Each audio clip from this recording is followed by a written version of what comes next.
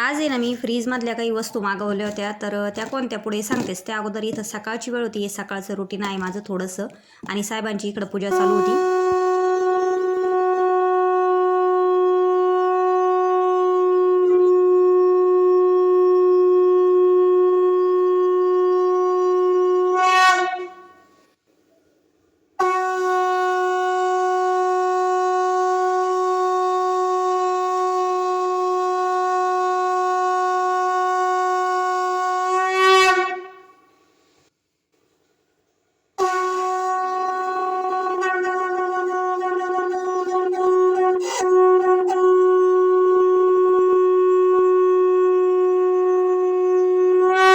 तर आमच्या घरी सकाळी सकाळी असा काही शंखनाद होतो. तर त्यांचा टिफिन वगैरे झाला, माझा चहा झाला, त्याच्यानंतर कपडे वगैरे भिजत घातले, भांडे घासून घेतले आणि त्याच्यानंतर थोडंसं लक्ष फ्रीजकडे गेलं. तर तुम्ही बघू शकता वरतून पण खूप धूळ झालेली आहे. मोकळं वातावरण असल्यामुळे धूळ तर ही येणारच आहे. परंतु भरपूर वेळेस काय झालं, फ्रीजमध्ये आपण अशा कॅरी बॅगी वगैरे ठेवतो ना, तर कॅरी बॅगीत बऱ्याचशा वस्तू काही काही पाठीमागे चालल्या जातात आणि मी पहिल्यापासून आहे ना कॅरी बॅगीतच अशा वस्तू, पालेभाज्या, फळभाज्या अशा वगैरे ठेवल्या. मग काय होतं, हे कॅरी बॅगी खूप अशी अडचण वगैरे होती आणि माझं खूप दिवसाचं चालू होतं की मला जे फ्रीजमधले बॉक्स वगैरे आहे ते घ्यायचे. 3-4 महिन्यापासून चालू होतं, परंतु साहेब नाही म्हणत होते की कशाला आता रिकामं नवीन फ्रीज घेऊ, त्यावेळेस बघू.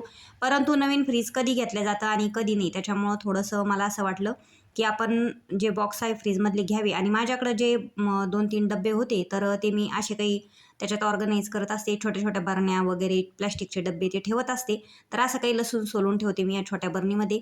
आणि इथं विशेष म्हणजे एवढं असं खराब झालं फ्रीज. आता एवढं खराब तर होऊ शकत नाही आपलं फ्रीज कधी, परंतु तुमच्याही लक्षात आलं असेल की का बरं झालं. तर इथं झालं काय, साहेबांनी ना तर बदाम शेक आणलं होतं आणि समर्थला ते दिलं होतं.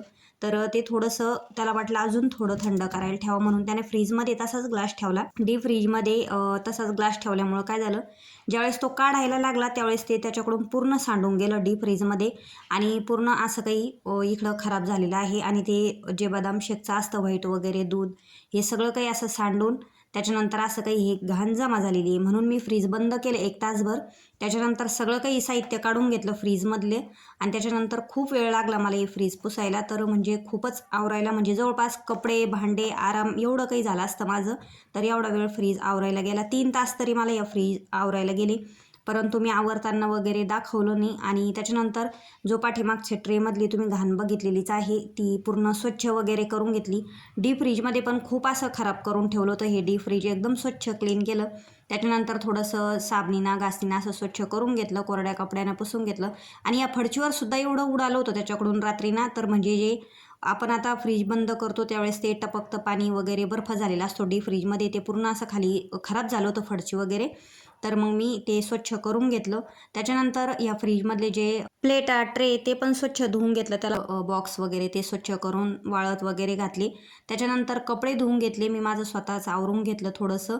आणि त्याच्यानंतर फ्रीजमधल्या वस्तू ज्या आहे तर ते इथं मी लावून दिलेले आहे. आता हा पाठीमागच्या ट्रेमध्ये तुम्ही बघितलं किती खराब झालेलं होतं, तर ते एकदम स्वच्छ वगैरे करून घेतलं. एवढं फ्रेश वाटत होतं. फडची वगैरे सगळं झाल्याच्या नंतर आहे ना, तर इथं माझं नेमकं पार्सल आलं होतं. तर 3-4 महिन्यापासून जी वस्तू घ्यायची होती ती फायनली आज आली होती. तर कोणती, तर तुमच्याही आता बघून लक्षातच आलं असेल की हे जे बॉक्स आहे ना, तर फळभाज्या, पालेभाज्या ठेवण्यासाठी खरंच खूप उपयुक्त आहे. आणि हे जे त्याच्यासोबत जाळी वगैरे आलेली असती, म्हणजे ज्यावेळेस पाणी वगैरे जर झालं थोडंसं ह्या बॉक्समध्ये, तर ते खाली असं निथळून जाईल बुवा, म्हणजे जे पालेभाज्या, फळभाज्या आहे तर त्याला असं कुठले डाग वगैरे पडणार नाही, खराब होणार नाही. आता शक्यतो माझ्याकडे जेवढा भाजीपाला आहे तेवढा मी इथं भरून ठेवला. तर कोथिंबीर वगैरे, टोमॅटो तर तुम्ही आरामशीर घेऊ शकता, काही प्रॉब्लेम नाही.